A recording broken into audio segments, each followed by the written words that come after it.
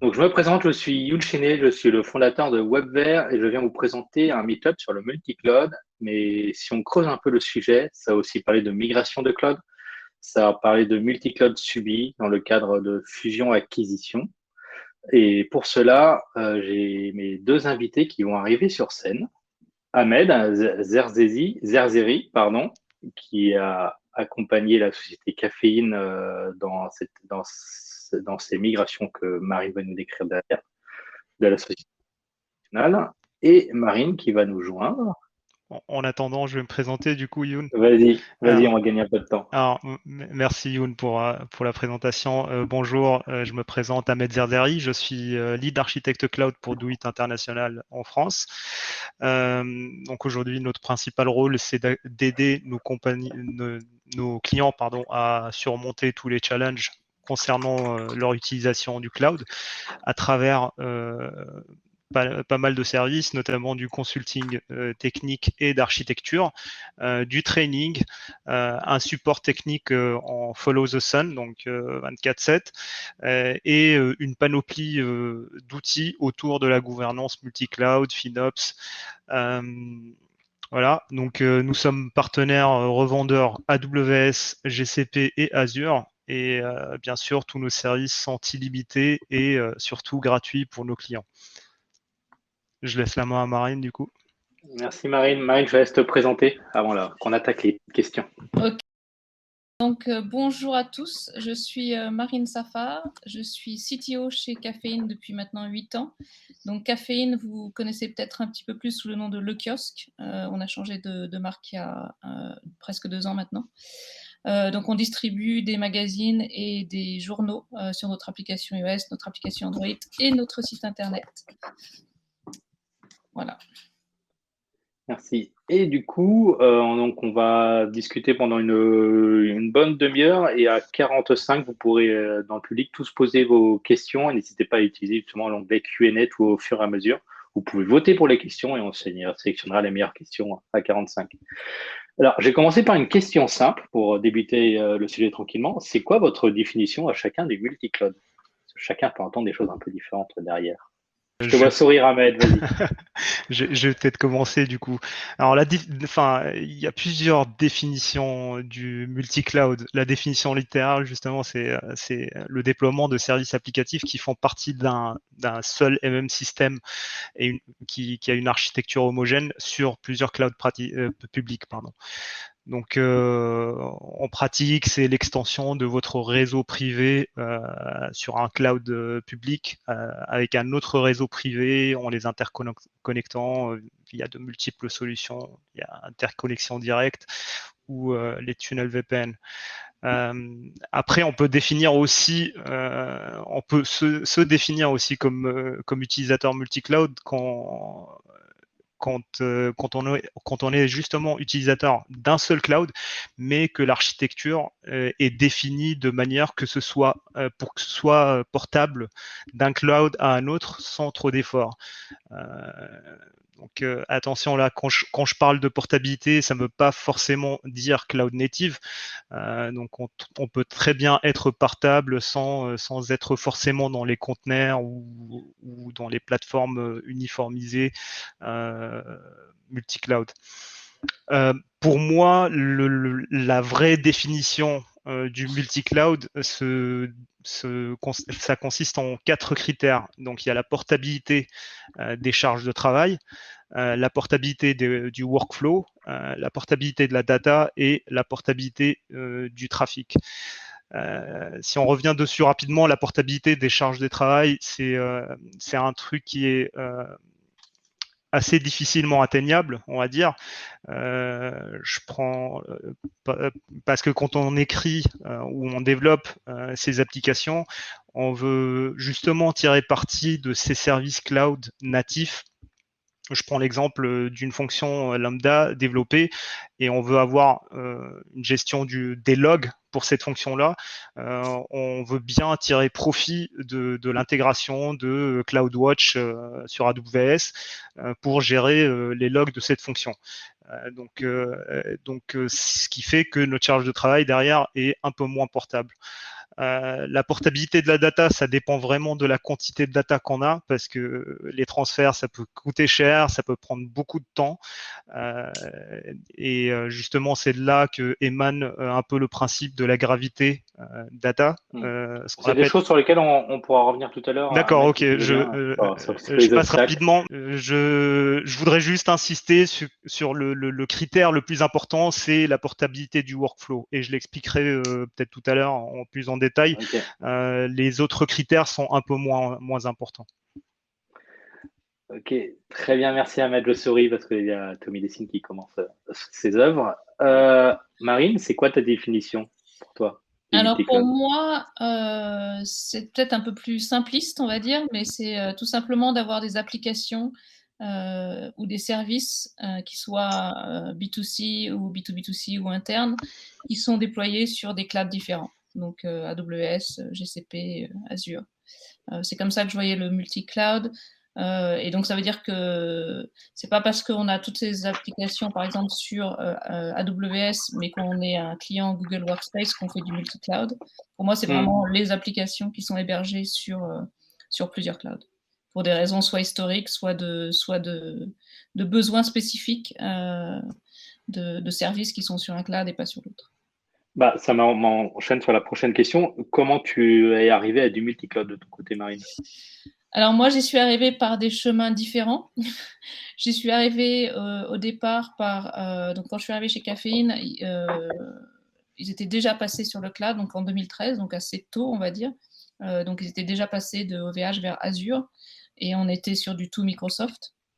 Et quand je suis arrivée, on a commencé à s'étendre un petit peu en dehors de Microsoft. Et on a commencé par exemple par utiliser, comme beaucoup de monde à l'époque, S3 sur AWS. Et puis en découvrant de plus en plus les services AWS, on a décidé de faire une migration de Azure vers AWS pour des raisons techniques, pour des raisons de coût, pour des raisons, un peu ce que disait Ahmed aussi, de portabilité. On sait tous, c'est pas un grand secret que Microsoft a encore, malgré des efforts vraiment considérables, encore des technos propriétaires. Et donc, c'est beaucoup plus difficile d'être cloud agnostique, on va dire, avec Microsoft. Donc, on est passé sur AWS. Et ensuite, alors qu'on était en pleine migration de Azure vers AWS, on a fait l'acquisition de 2 autres sociétés, donc Blundell et Millibris, pour ne pas les nommer. Et bien sûr, une des sociétés était sur OVH et AWS, et l'autre était sur AWS et GCP. Donc, on s'est retrouvé avec 6 comptes cloud. Voilà, donc c'est bien parce que ça permet à toutes les équipes d'étendre leurs compétences, mais bien sûr, c'est pas vraiment facile à gérer. Et toi, Ahmed, avec vos clients, est-ce que tu as d'autres cas qui ont amené des clients à du multi-cloud? Parce que là, on a parlé de fusion-acquisition et tout ça. Alors aujourd'hui, Doit a à peu près un peu plus de 1200 clients, il me semble, et on constate que il y a à peu près 80% de nos clients qui sont en mode multi-cloud, utilisateurs de plusieurs clouds. Les raisons derrière, alors il y a la question de est-ce qu'on choisit le multi-cloud, parce que souvent on choisit pas le multi-cloud, c'est le multi-cloud qui nous choisit. Tu as des clients qui l'ont choisi? Il y a des clients qui le choisissent pour certaines raisons. Enfin, je vais citer du coup les raisons que je rencontre le plus avec mes clients. Alors, il y a des clients qui choisissent le multi-cloud pour la minimisation des risques. Donc, éviter de mettre tous ses œufs dans le même panier pour éviter les cas de panne globale. Et c'est arrivé dans AWS, dans GCP, d'avoir une panne globale pendant plusieurs heures où le service est interrompu de manière à l'échelle mondiale, on va dire. Donc là, c'est vraiment une stratégie d'entreprise. Oui, je veux être résilient mondialement. Okay. Il y a une autre raison pour laquelle on peut choisir le multi-cloud, c'est ce qu'on appelle avoir accès au best of breed. C'est ne pas se priver d'utiliser les meilleurs services chez chaque cloud provider. Par exemple, certains cloud providers ont une meilleure plateforme AI que d'autres cloud providers. Il y en a qui ont une meilleure plateforme data. Donc voilà, ne pas se priver d'aller sur ces services-là. Donc ce serait dommage. Une raison qu'a cité Marine, c'est les acquisitions. On arrive vers l'équipe IT d'une entité lui disant voilà, on a racheté une nouvelle entité avec un nouveau cloud, débrouillez-vous, intégrez-moi tout ça. Donc ça, c'est un cas où on ne choisit pas le multi-cloud, c'est le multi-cloud qui nous choisit. Il y a aussi la raison de ce qu'on appelle le pricing pressure. Des fois, tu as le DAF d'une entreprise qui négocie un deal avec un autre cloud provider pour obtenir des crédits, pour obtenir un discount. Et ça fait que derrière, pareil, la même situation, on arrive vers une équipe IT en lui disant voilà un nouveau cloud provider, utilisez-le du mieux que vous pouvez. Il y a une dernière raison, mais qui n'est pas très pertinente, c'est d'éviter le vendor lock-in. J'ai entendu plus d'un CTO dire je veux 0 vendor lock-in. Pour moi, ce n'est pas réaliste parce que en fait, si on veut être vraiment 0 vendor lock-in, il faut réduire tous les services de tous les clouds au plus petit dénominateur commun, et ce serait se priver de la plupart des services très utiles de chaque cloud. Donc, notamment se limiter uniquement à la plateforme Kubernetes. Voilà. Donc, la plupart du temps, c'est le multi-cloud qui nous choisit. Et est-ce que tu as des cas de clients qui vont aller chercher du gain d'échelle sur les coûts? C'est-à-dire que je passe de tel cloud à tel cloud parce que je vais gagner tant de millions sur les opérations. Est-ce que ça, c'est encore émergent ou c'est des cas que tu n'as pas du tout? Alors, il y en a pas mal, et je pense que la raison pricing pressure et vendor lock-in sont un peu liés, parce que qu'est-ce que le vendor lock-in? Le vendor lock-in, c'est quand le coût de bouger sur un nouveau cloud est supérieur au coût de rester sur le même cloud, même en tenant compte de la réduction ou des crédits négociés avec le nouveau cloud provider. Donc voilà, dans ces situations-là, ce qu'il faut faire, c'est ce qu'on appelle un TCO, le Total Cost of Ownership, faire une étude, comparer les deux coûts, et puis la décision est prise par la suite par l'organisation de bouger ou pas sur un nouveau cloud provider.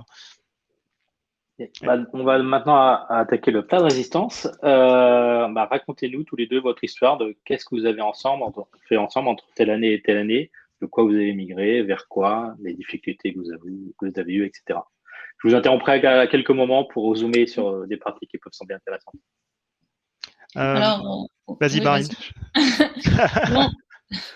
C'est intéressant parce que vu la situation dans laquelle on s'est retrouvé avec donc de l'Azure, de AWS et GCP, l'arrivée de Do It a été vraiment au bon moment. Donc en fait, c'est eux qui nous ont contactés, ou qui ont contacté nos services financiers. Et c'est vrai qu'au point de vue facturation, c'était bien sûr un cauchemar pour le département finance de suivre toutes les factures des clouds, notamment c'est quand même difficile pour un département finance qui n'a pas forcément la connaissance technique de comprendre ce qui se passe dans chaque service.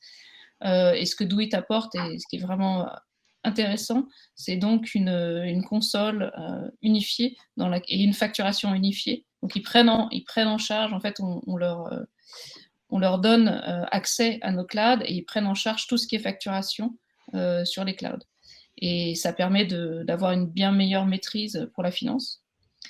Donc ça, c'était le premier aspect. Et le deuxième aspect sur lequel ils nous ont beaucoup aidé, c'est puisqu'on était en train de passer d'Azure vers AWS, ils nous ont aidé à mettre en place le programme d'AWS qui s'appelle MAP, donc Migration Acceleration Program, qui permet d'avoir des discounts, en effet, pour tous les workloads qui sont migrés d'Azure vers AWS. Sachant qu'on sait que les providers sont très agressifs en ce moment, c'est ce qu'on vient de dire. C'est un peu comme les forfaits téléphoniques, ça me fait penser, en fait. ils essaient toujours de vous attirer, de vous faire changer de forfait. Là, c'est un peu la même chose. Ils essaient de nous attirer avec des discounts et c'est vrai qu'AWS est particulièrement efficace là-dessus. Et donc, on en profite grâce à Douy. Alors, pour ma part, je crois que Marine, notre collaboration a commencé en début d'été. C'était au mois de juin ou mai, si je me Ouais, ça doit rappelle être ça. bien. Mmh. Voilà. Ouais, mmh. Donc c'est assez récent. Voilà, comme l'a dit Marine, la première problématique adressée, c'était la partie financière, donc gérer ses coûts multi-cloud. Et justement, Doit a une panoplie d'outils qui sont axés là-dessus, qui sont accessibles gratuitement pour tous nos clients, notamment la Cloud Management Platform. On a des outils comme le Cloud Analytics, qui est un outil de reporting qui permet d'agréger tous ces coûts de tous ces clouds et avoir une vue centralisée de tout ça, qui est un outil très flexible et très puissant. Donc voilà, ça c'est une première chose. Et la seconde partie, c'est la partie FinOps. Donc on a pas mal de services qui sont intégrés dans la CMP aussi, qui sont axés sur la FinOps, la détection d'anomalies. On a le service FlexSave que je présenterai peut-être tout à l'heure. Et puis, on a une équipe spécialisée d'architectes qui sont spécialisés dans la FinOps, justement, qui aident les clients à réduire leurs coûts et cela de manière proactive, dans le sens où on a des strategic account managers aujourd'hui qui vont analyser par eux-mêmes le bidding du client et vont aller vers eux pour leur proposer de l'optimisation. Et puis, le principal sujet de l'été, c'était justement la migration MAP, Migration Acceleration Program, avec AWS. C'est justement ce programme-là qui offre aux clients AWS une partie de financement pour la migration à travers des crédits. C'est un programme assez fastidieux. Il y a beaucoup de documentation, beaucoup de paperasse à faire. Et Marine en a fait l'expérience. Nous, on en fait assez souvent. On est partenaire MAP avec AWS. Ce programme-là, il se divise en 3 parties. Il y a la première partie ACS qui consiste en la découverte de l'existant du client. Il y a la MRA, Migration Readiness Assessment. Donc, c'est faire l'assessment de ce qu'on appelle business capability et technical capability pour une éventuelle migration. Et puis, il y a le TCO aussi. Il y a la seconde phase qui est le mobilize, où on commence la planification avec les mappings de services, la mise en place de la landing zone, faire des premières expériences de migration, migrer quelques workloads, voir comment ça fonctionne et tout. Tiens, Ahmed, tu as prononcé le mot de landing zone. Oui. Ça veut dire quoi? Qu'est-ce que c'est? Alors, la landing zone, c'est le setup de l'environnement du client, l'organisation, les accounts sur AWS, donc les différents comptes, avec en tête ce qu'on appelle separation of concerns, j'ai oublié en français, c'est séparation des responsabilités.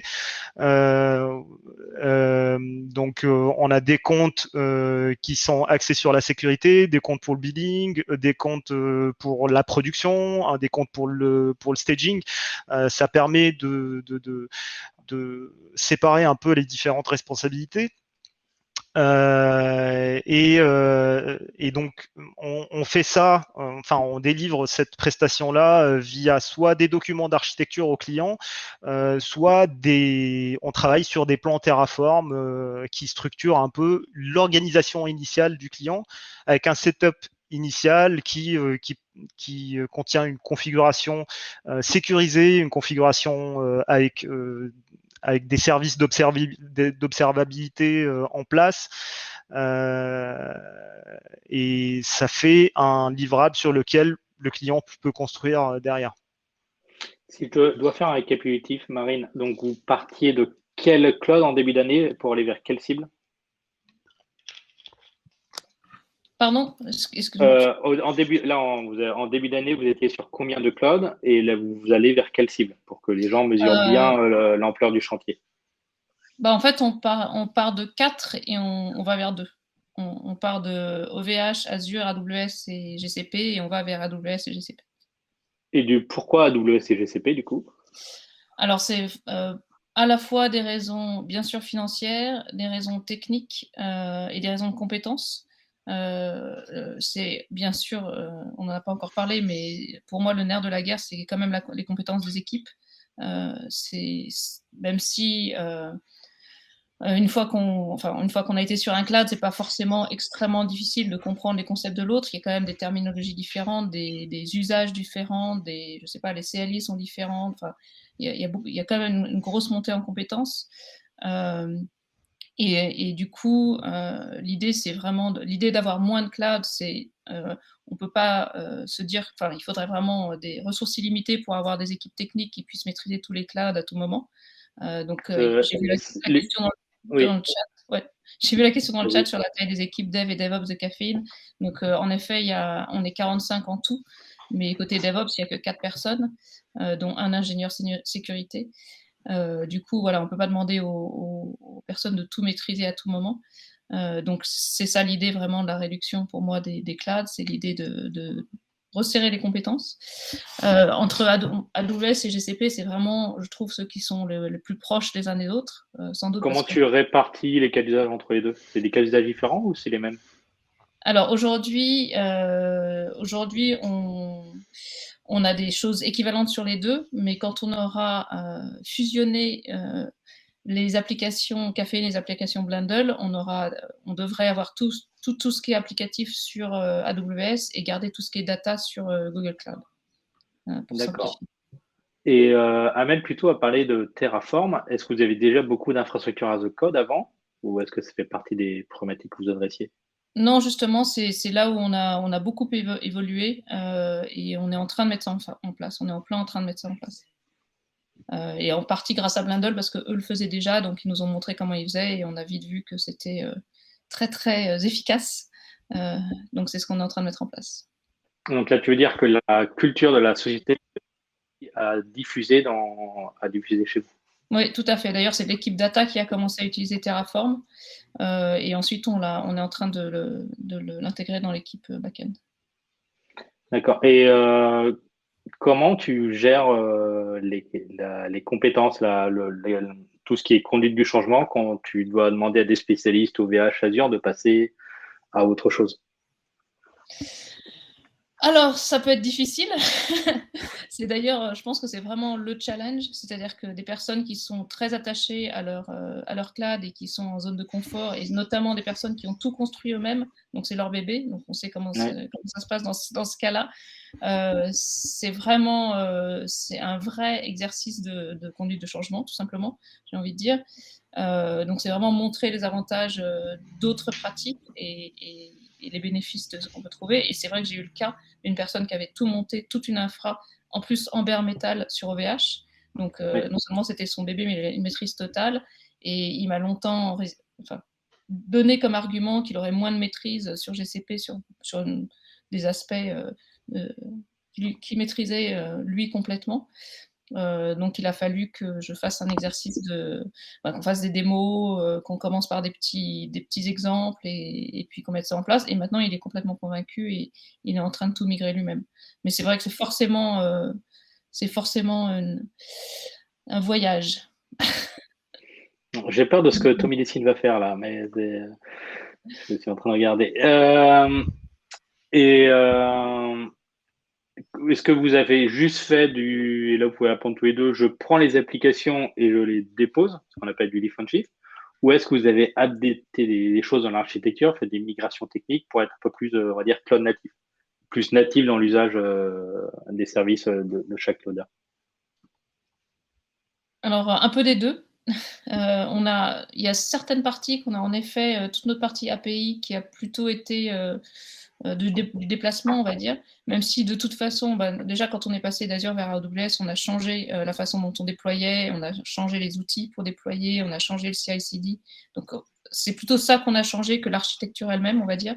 Et puis dans d'autres cas, comme le cas de la base de données, là, en passant classiquement d'une base de données monolithique à plusieurs bases de données, donc d'un gros SQL Server à plusieurs Postgre, en découpant les concerns, comme tu disais, en découpant les responsabilités. Et tout à l'heure, tu as parlé de 4 personnes, même pour toute la partie DevOps. Du coup, pour l'effort de migration, vous avez eu des renforts de la part de Doit. Il y a la question d'Evelyne qui était combien de personnes ont travaillé sur cette migration? Oui, tout à fait. Alors, c'est en moitié interne, moitié externe. Donc, j'ai spécifiquement pour la partie base de données, parce que c'est vraiment de loin la partie la plus sensible, surtout quand on passe de SQL Server sur Azure à AWS. Là, on a pris un expert DBA externe. Et d'ailleurs, on est encore plein de. Enfin, c'était mon call de juste avant la conférence. On est en plein dedans, ce qui nous permet de faire plein de choses super intéressantes comme du clean, des purges, des politiques de rétention bien plus efficaces, on va dire. Donc oui, là, il y a un gros travail de clean. Et c'est vrai que changer de cloud, quelque part, c'est aussi une super opportunité. Donc nous, on a 13 ans d'existence, donc c'est vraiment le bon moment pour. Enfin, non, bien sûr, on aurait dû le faire avant. Mais il est temps, on va dire, de faire tout cet exercice de clean et de mettre en place des politiques plus efficaces sur notre gestion de base de données. Et justement, en parlant de politique, il y a tout ce qui est authentification. Déjà qu'on a un seul cloud, c'est compliqué. Quand on en a plusieurs, ça doit être beaucoup plus drôle. Donc, j'aimerais bien savoir comment vous faites. Alors, c'est vraiment c'est intéressant. Là, c'est plus entre AWS et GCP qu'il y a des grosses différences, puisque sur GCP, on a des comptes de service, des service accounts, qui étaient extrêmement utilisés. Donc, tout était service account, ce qui n'est pas du tout le cas d'Azure et même pas forcément de AWS. En tout cas, il faut les faire soi-même. Ce n'est pas tout à fait la même logique. Oui, alors bien sûr, gros problème d'authentification. Chaque personne a plusieurs authentifications différentes selon le cloud sur lequel il intervient et selon le service sur lequel il intervient. Donc pareil, c'est une bonne opportunité pour mettre en place des choses plus efficaces, plus normées, puisque quand on commence, on n'a pas forcément en tête qu'il va falloir tout normer, plus découper entre services pour pouvoir justement identifier la facturation. Donc, mais c'est un gros challenge. Mais pour moi, c'est pas un challenge aussi gros que celui de migrer la base de données. Mais oui. Et on a quelques petites choses qui bloquent.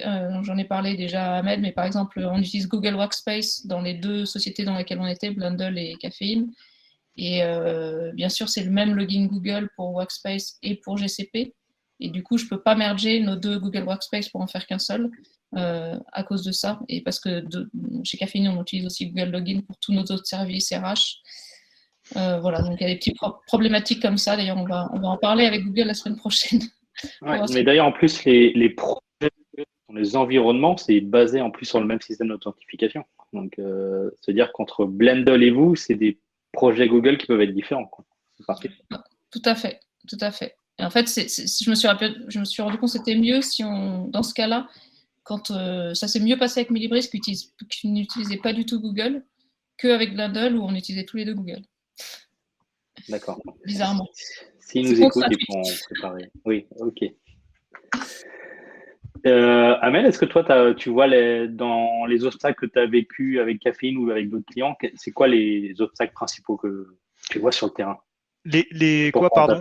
Les obstacles principaux. Les challenges, ouais. Les challenges, ouais. De pourquoi on t'appelle en vrai? Oui, alors justement, l'authentification, c'est une grosse contrainte ici. Il y a des solutions, mais c'est spécifique aux contraintes du client. Par exemple, pour gérer l'authentification centralisée en mode multi-cloud, il y a la fédération de SSO, il y a les différents cloud providers aussi offrent des services d'intégration, ce qu'on appelle la fédération Active Directory, si l'organisation est basée sur Active Directory. Donc c'est des solutions qu'on travaille avec le client au cas par cas. Il y a aussi le challenge de l'observabilité en mode multi-cloud, parce que chaque cloud provider a ses outils d'observabilité, ce qui n'est pas forcément pratique quand on est en multi-cloud. Donc, avoir utilisé Stackdriver sur GCP et CloudWatch sur AWS, c'est pas forcément pratique. Et du coup, il y a des solutions qui sont en mode SaaS, qui sont multi-cloud aujourd'hui.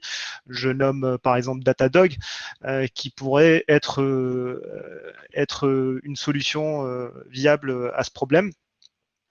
Il y a le challenge FinOps, donc la gestion de ces coûts multi-cloud. On en a parlé tout à l'heure. Il y a pas mal de solutions offertes déjà par les produits Do-It, et les équipes Do-It aussi interviennent de manière proactive sur ça. Et puis il y a le challenge humain. Il y a le challenge des compétences. Et tout à l'heure, je parlais de portabilité de workflow et j'ai insisté là-dessus parce que si notre workflow n'est pas portable, ça peut être catastrophique en termes d'impact sur les équipes qui vont intégrer le nouveau cloud.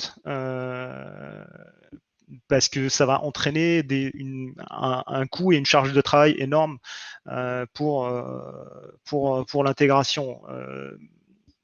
Si je peux développer un peu le concept de portabilité des workflows, Youn. Vas-y. Ouais. Vas-y, non, je regardais les bêtises d'automédecine, c'est bon. C'est vrai que c'est un peu distrayant. Donc, qu'est-ce que la portabilité des workflows? La portabilité des workflows, c'est en fait la portabilité de sa chaîne de déploiement, ses normes de sécurité, son réseau. En fait, c'est une tool chain, ce qu'on appelle une chaîne d'outils à construire qui vous permet de déployer vers n'importe quel cloud. C'est ça la portabilité du workflow. Je nomme les services de contrôle de versionning comme GitHub, GitLab. Il y a les services CI comme Jenkins, CircleCI, les package management. Par exemple, il y a JFrog Artifactory. Qui permet qui est un repository de gestion de packages, que ce soit les binaires applicatifs ou les containers.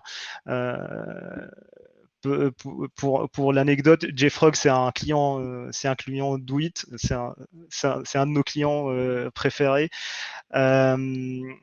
Il y a le déploiement d'applications, donc tout ce qui est orchestration, notamment l'utilisation de Kubernetes ou autres solutions d'orchestration. L'observabilité centralisée, j'en ai parlé, Datadog, la sécurité et la gestion des secrets comme Vault. Donc toute cette chaîne d'outils-là, c'est elle qui permet la portabilité du workflow. Et une fois cette chaîne d'outils-là est en place et qu'elle est bien solide, même si on est sur un seul cloud, on peut se dire multi-cloud. Parce que partir sur un autre cloud serait beaucoup moins contraignant en termes de coût. Donc, c'est pas être agnostique. Si on voit tous les derniers articles en ce moment, c'est essayer d'être 100% agnostique du cloud. Ça coûte très cher avec peu de valeur ajoutée.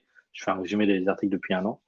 Là, c'est vraiment avoir le socle d'outillage qui permet d'avoir les fonctions support, que celles-là, on les rend un peu plus agnostiques pour pouvoir gagner du coup sur sa gestion, si on fait la différence. Important, très important, j'ai oublié de noter le provisioning d'infrastructure. L'infrastructure as code, c'est une brique très importante dans le workflow pour être portable justement. Donc l'utilisation de Terraform, Ansible et les outils comme ça. Et donc tu vas privilégier ces outils-là à des outils comme CloudFormation par exemple chez Amazon. Absolument, ou Deployment Manager, c'est chez GCP. Il n'y a pas photo. Ouais, ok. En plus, donc, ok, bah, ça pourrait peut-être être la phrase de conclusion. Donc, il nous reste 5 minutes avant les questions. Je voulais vous poser la dernière question, qui est la suivante. Dans le public, je sais qu'il y a des CTO qui ont eu des fusions-acquisitions et qui se retrouvent avec plusieurs clouds, comme l'a eu Marine. quel serait votre conseil principal de tech leader à tech leader? Le premier conseil, c'est de regarder les compétences, je pense. C'est vraiment ce qui est le plus important parce que ça sert à rien d'avoir des outils très avancés et Dieu sait si, comme Ahmed vient de le dire, il y a des tonnes d'outils pour tous les besoins, si on ne sait pas les utiliser. Du coup, vraiment le plus important des équipes, c'est les compétences. Et ensuite, nous, on a fait un inventaire de tout ce qu'on avait. Et on a essayé de voir les pros et les... En fait, quand on a fait la fusion, on s'est fait des démos.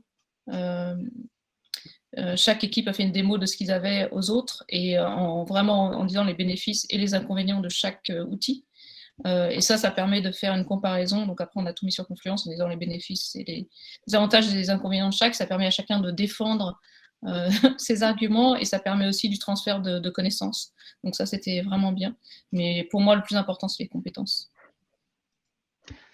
Alors oui, pour ma part, c'est vraiment bien préparer cet aspect-là de portabilité de workflow. J'ai vu pas mal d'équipes IT se dissoudre, partir, juste parce qu'il y a un nouveau cloud qui arrive et que la toolchain n'est pas complète et cette portabilité-là n'est pas assurée. Ça peut être très frustrant. Miser aussi sur la formation des équipes parce que voilà, la formation joue un rôle très important sur la prise du bon choix architectural. Et puis voilà quoi. Merci.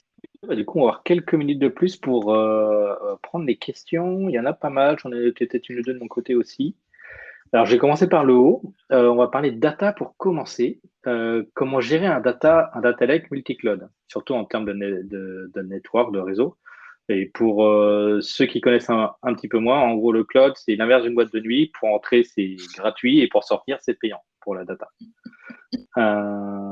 Donc, est-ce que Marine, tu as ce cas-là et pareil chez tes clients, Ahmed? Moi, j'ai pas vraiment ce cas-là. Du coup, pour tout ce qui est data, comme tout est au même endroit, j'ai pas ce cas-là. Alors pour ma part, je ne suis pas expert data, mais je vais essayer de répondre au mieux. Tous les fournisseurs de services cloud aujourd'hui utilisent des stacks open source pour construire le produit au-dessus, et il y a pas mal de produits qui sont très similaires sur les différents clouds. Je nomme Airflow par exemple, et bien d'autres outils. Après, quand on part sur des systèmes de gestion de bases de données, là, ça devient un peu plus compliqué. Si on peut pas, si on utilise par exemple BigQuery sur Google Cloud, ça peut nous restreindre derrière. Après, pour la partie réseau, le conseil que je donne toujours aux clients quand on est en multi-cloud et qu'on a un système où plusieurs briques communiquent, il y a pas mal de trafic entre les deux clouds, il faut rapprocher les régions. Donc, si vous êtes utilisateur AWS et GCP, que vous êtes je ne sais pas, en Belgique pour GCP, il faut prendre la région la plus proche pour limiter ce coût de trafic. J'espère avoir répondu à la question. Ça marche. Deuxième question, comment accompagner au mieux son équipe interne à la migration vers le multi-cloud? Ahmed a parlé de dissolution d'équipe tout à l'heure, donc c'est pour ça.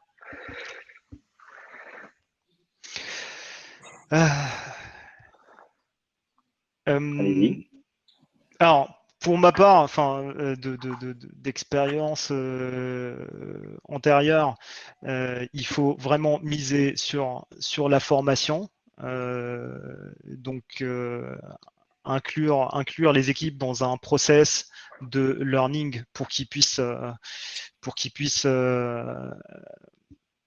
avoir les compétences requises pour intégrer un nouveau cloud provider. Et puis, je reviens toujours là-dessus. La portabilité du workflow, c'est un truc qui se prépare à l'avance et c'est très important pour l'intégrité de l'équipe. Ouais. Moi, je dirais formation et accompagnement externe et interne. Donc, s'il y a des personnes qui ont les compétences en interne, bien sûr, ça c'est idéal parce que ça permet un accompagnement, on va dire, quotidien. Et surtout quand il s'agit de former de former des nouvelles habitudes. C'est là où, voilà, c'est bien d'avoir une formation, mais on sait très bien qu'une formation, ça ne suffit pas pour changer les habitudes. Donc, il faut former et ensuite accompagner. D'ailleurs, tu as fait. Ah, vas-y, Ahmed, je poserai la question. Je rajoute juste un petit truc pour dire que Do-It, aujourd'hui, on est un partenaire training GCP, on est partenaire Immersion Day avec AWS, et puis nos prestations de training sont à la demande, et c'est illimité, donc nos clients en profitent. Et est-ce que tu as fait des recrutements dédiés, Marine? Tu avais cherché un DevOps spécialiste sur Google ou Amazon pendant la dernière année? Oui, absolument. Ouais. Et j'en ai un qui arrive en janvier, donc c'est pas fini. Et d'ailleurs, je reprends la question combien de temps ça a duré. Je peux pas le dire parce que c'est pas fini, mais ça sera sûrement au moins 1 an en tout, je pense, pour tout faire. Ok, très bien. Et la question d'Evelyne juste avant, c'était quel niveau de formation a-t-il été nécessaire pour ce passage de Kata de Cloud? Est-ce que vous aviez des stacks.NET déjà? Vous étiez sur Azure ou pas du tout? Oui, bien sûr, on était sur .NET. Okay. Ouais. Et on était sur .NET, oui, grosse refacto, énorme refacto dans plusieurs endroits. C'est très difficile de dire quel niveau, mais c'est constant, on va dire. C'est de la refacto constante. Et dans le même ordre, est-ce que la même application a été déployée sur les deux clouds ou est-ce que tu as réparti les applications et les services sur les deux clouds? Aujourd'hui, c'est réparti. Voilà. Tu vas pas gérer de redondance entre les deux au cas où tu as une région qui saute? Non. À part pendant la migration elle-même, bien sûr, où on met tout en place et après on teste, on fait tout en pré-prod, après on teste, on met en prod et on garde un moment, bien sûr, sur notre cloud au cas de rollback, même si je ne sais pas si on peut appeler ça un rollback si on retourne sur un cloud, mais un cloud back, je ne sais pas. Mais sinon, non, pas de répartition. On n'a pas vraiment de répartition de services sur les clouds. Mais par contre, ça nous est arrivé d'avoir le cache encore sur Azure et l'API sur AWS. Je ne le recommande pas. Oui, c'était une étape de migration, ce n'était pas la cible. Voilà, pas rester trop longtemps comme ça. Mais comme on est obligé de faire brique par brique, on se retrouve dans des situations assez périlleuses. Donc, je pense que même en préparant tout, quoi qu'il arrive, c'est toujours plus compliqué que ce qu'on avait en tête. Je pense qu'il faut se garder ça au coin de la tête. Mais bon, c'est un peu pareil pour tout, j'ai envie de dire, mais particulièrement pour le cloud, parce qu'il y a tellement de couches. Voilà. Tu as des points à ajouter là-dessus par rapport à ce que tu vois plus globalement, Ahmed? Non. Prochaine question. Hop, ça fait le ménage derrière, j'arrive à suivre. Donc, il y a une équipe assez petite pour gérer ça. Est-ce que dans ta stratégie technique, tu as dit on prend tel type de solution, mais pas les solutions vendor-locked? Oui, c'est toujours l'idée. Stratégie que tu as donnée aux équipes. C'est toujours l'idée d'éviter ça au maximum, même si, comme disait Ahmed, c'est impossible. En vrai, c'est impossible d'avoir ça à 100%. C'est un rêve de puriste. Mais et puis c'est pas forcément l'objectif. Enfin, je veux dire, il y a un moment, on va pas non plus changer de cloud toutes les 5 minutes, ni tous les ans, de préférence. Mais on essaye. C'est plus qu'on essaye de pas être. On essaye de pas être tributaire de quelque chose à partir du moment où c'est quelque chose d'un peu innovant et qu'on connaît pas bien. Après, il y a des solutions vendor qui sont très éprouvées et c'est pas très grave en fait. Mais par exemple, on prend quelqu'un qui est souvent cité, souvent qu'on a beaucoup de maîtriser, qui est BigQuery. BigQuery, ça fait partie de ta stratégie, du coup. Oui. Ou c'est exclu de la stratégie. Et tout ce qui va être, en gros, tout ce qui va être plus serverless ou le Python, souvent qu'on va taper au milieu, il va être assez propriétaire par rapport à l'API. Tu autorises dans ta stratégie que tu expérimentes ou que tu exclus? Oui, non, j'autorise. Je suis T'autorises. pas. Donc, Je pense que c'est un mythe de pas être complètement, et d'être toi, de manière, complètement agnostique. ouais. Et toi, de manière globale, qu'est-ce que tu vois, Ahmed, chez différentes organisations? Pour la partie vendor lock, comme l'a dit Marine, enfin c'est un peu l'avis de tout le monde c'est impossible d'atteindre le zéro vendor lock et enfin c'est dommage de se priver de plein de services. Tu viens de citer BigQuery. BigQuery, c'est un des produits les plus, enfin, les plus uniques au monde, on va dire, aujourd'hui. Et Google a la chance de l'avoir. Donc, on ne va pas se priver d'utiliser ce produit-là juste pour éviter le vendor lock. Voilà. Et alors, tu n'avais pas répondu complètement à la question tout à l'heure, Marine. Une fois que tu avais les personnes de Do It et ton équipe interne de DevOps, c'est combien de personnes qui ont vraiment travaillé sur la migration? Peut-être aussi eu des développeurs. Oui, bien sûr. Bah, je dirais un peu à temps plein, c'est 4 personnes. Et après, les développeurs forcément interviennent à un moment ou à l'autre. À chaque fois qu'on a des grosses migrations, ça peut être quasiment toute l'équipe plateforme et ça peut être jusqu'à 10 personnes qui sont impliquées, mais pas du tout à plein temps en fait. Ce type de migration, c'est vraiment des tâches de fond par rapport au reste de ce qu'on fait, parce qu'on peut très bien faire quelque chose, attendre 2 semaines, refaire. Enfin voilà, c'est pas continu, c'est en tâche de fond. Mais je dirais en tout une dizaine de personnes. D'accord, ça marche. Qu'est-ce que tu constates partout, Ahmed, ou il y a des équipes vraiment plus grosses, ou des fois c'est juste deux personnes? Ça dépend de l'organisation. Alors juste pour du côté d'Ouit, principalement c'était 2 personnes. Alors une personne qui a géré tout l'aspect map, donc tout l'aspect documentation, et elle a été aidée par une seconde personne. Donc la première personne est spécialiste AWS. D'ailleurs, c'est un ancien d'AWS. Donc qui a géré tout ce process-là. Pour la partie assessment, il n'avait pas beaucoup de connaissances Azure et il fallait faire de la découverte sur Azure. Et donc, on a fait intervenir une seconde personne spécialisée sur Azure justement pour couvrir cette partie-là. D'accord, ça marche. Alors, avant-dernière question, je vais te laisser du temps pour la dernière parce qu'elle est intéressante d'un point de vue CTO. L'avant-dernière question, c'est une question de Pierre Cornic. C'est une question un peu plus technique qui revient à un des sujets qu'on avait tout à l'heure. Donc, avec la portabilité des workflows, vous recommandez de ne pas utiliser des solutions de développement des vendeurs type Code Deploy. Alors, moi, je ne connais pas Code Deploy. C'est intéressant que tu le reprécises, Ahmed. Pour ce que c'est. Alors, Code Deploy, c'est le service de déploiement AWS, il me semble. Ok. Alors Oui. moi, je suis plutôt spécialisé dans Google. Ouais, c'est un service AWS, c'est un service de déploiement continu. Je ne sais pas si ça fait de la CI aussi, je crois Ouais. que oui. Et parce que tout à Alors, l'heure, tu recommandais de prendre des solutions externes pour gérer ça mieux, avoir peut-être plus de communauté aussi derrière. tout à fait, parce que derrière, quand on veut être sur du multi-cloud et avoir un workflow uniforme et portable, utiliser un service de CI spécifique à un vendor, ce serait de se priver de cette flexibilité-là. Donc, il y a les solutions de CI, il y en a des dizaines, elles sont toutes aussi bonnes les unes que les autres. Enfin, ils ont des avantages et des inconvénients. Vous avez Circle CI, GitLab CI, GitHub Actions, Jenkins. Euh, voilà.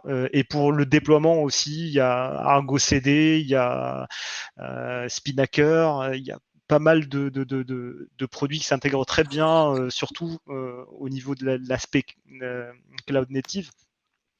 Et donc, oui, si on veut vraiment avoir cette portabilité du workflow, après, on a des clients qui disent moi, je suis avec AWS, je suis content et je serai toujours content avec AWS. Et donc, j'ai besoin d'utiliser Code Deploy. Donc, dans ces cas-là, voilà, la décision est déjà prise.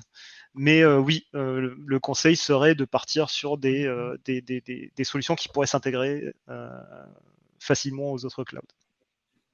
Et dernière question, je ne vais pas pouvoir prendre la dernière, parce que j'ai une petite pression qui est mise sur le côté là.